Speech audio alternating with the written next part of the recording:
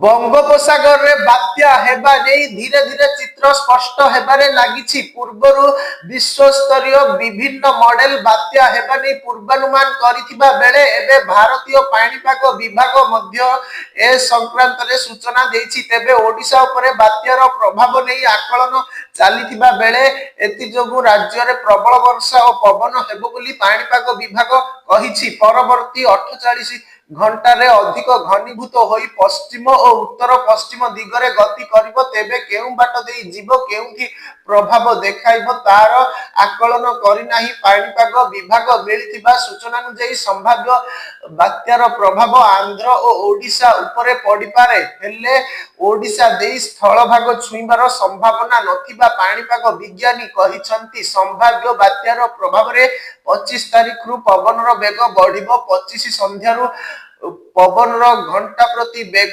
50 रु 60 किलोमीटर रहिबो। 26 सकाळु 60 रु 70 किमी रे रही सर्वाधिक 80 किमी हेबो।